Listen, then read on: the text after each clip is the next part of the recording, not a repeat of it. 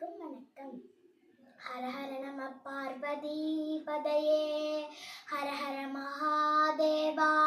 தென்னாடுடைய சிவனே போற்றி, எந்நாட்டவர்க்கும் இறைவா போற்றி. அனைவருக்கும் வணக்கம். இன்னைக்கு நான் திருஞான சம்பந்தர் பாடின முதல் பாடும் அதோட விளக்கத்தையும் நான் சொல்ல போறேன். இப்ப நம்ம எல்லாத்துக்குமே திருஞான சம்பந்தரோட கதை தெரியும். நம்ம எல்லாத்துக்குமே தெரியும். ஒரு தடவை அவங்க அப்பாவும் திருஞான சம்பந்தரும் வந்துட்டு இருந்தாங்க. அப்ப திருஞான சம்பந்தரோட அப்பா குளத்துல ரொம்ப கீழே போய் ஆங்க உள்ள அடியில வரைக்கும் போய் குளிச்சுட்டு இருந்தாங்க. அப்ப திருஞான சம்பந்தர் தன்னோட அப்பாவை காணாததாலையும் ரொம்ப பசி எடுத்ததாலையும் அழுகிறாரு. அப்போ உடனேயும் சிவனும் சிவபெருமானும் பார்வதியும் வர்றாங்க. சிவபெருமான் தங்க கிண்ணத்துல அவருக்கு பால் கொடுக்குறாங்க. கொடுத்த உடனேயுமே திருஞான சம்பந்தர் அதை வாங்கி ஆசையா குடிச்சிட்டு இருந்தாரு. அப்பவே அவங்க 2 பேரும் மறைஞ்சிட்டாங்க. அப்போ அவங்க குடிச்சு முடிச்ச உடனேயுமே வாய் முழுக்க பாலாக இருந்துச்சு. அவங்க அப்பா எழுந்திரிச்சு இங்க அப்படின்னு சொல்லி திருஞான சம்பந்தர் பக்கத்துல போய் அடிச்சாரு. யார் கொடுத்து எச்சி பால் நீ குடிச்சிட்டு இருக்கேன்ட்டு. அவரும் என்ன சொன்னா, அவரும் பதில் சொல்லாம இப்படி மேல கை காட்டி சொன்னாரு. ஒரு பாடலாக பாடினார். தோடுடைய செவியன் விட ஏறியோர் தூவன் மதிசூடி, தோடுடைய செவியன் விட ஏறியோர் தூவன் மதிசூடி, காடுடைய சுடலை பொடி பூசி என் உள்ளம் கவர் கள்வன், காடுடைய சுடலை பொடி பூசி என் உள்ளம் கவர் கள்வன், ஏடுடைய மலரான் உன்னை நாட்மணிந்தேத்த அருள் செய்த பீடுடைய பிரமாபுரமேவிய பெம்மான் இவன் நன்றே, அருள் செய்த பெம்மான் இவன் நன்றே அப்படின்னு பாடுறார். இப்ப இதோடைய விளக்கம் என்ன தெரியுமா? தோடுடைய செவியன் அப்படின்னா தோடை அணிந்த சிவபெருமான். தோடுடைய செவியன்.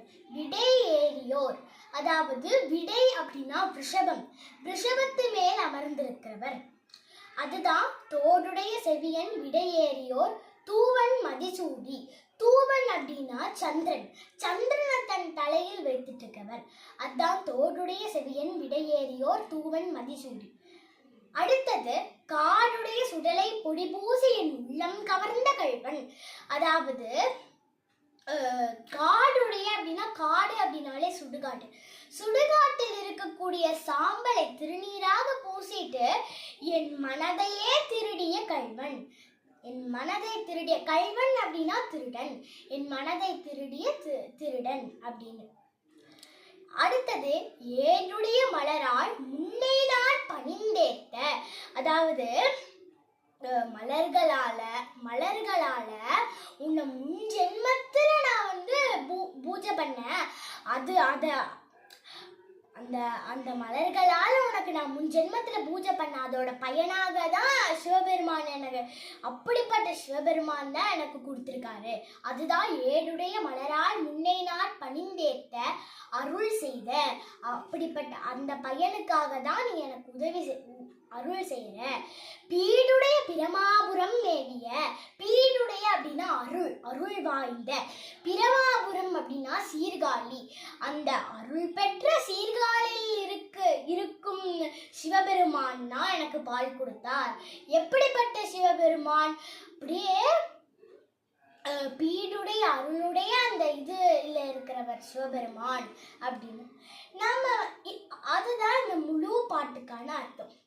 இதுல கொஞ்சம் விளக்கம் தான் இருக்கு.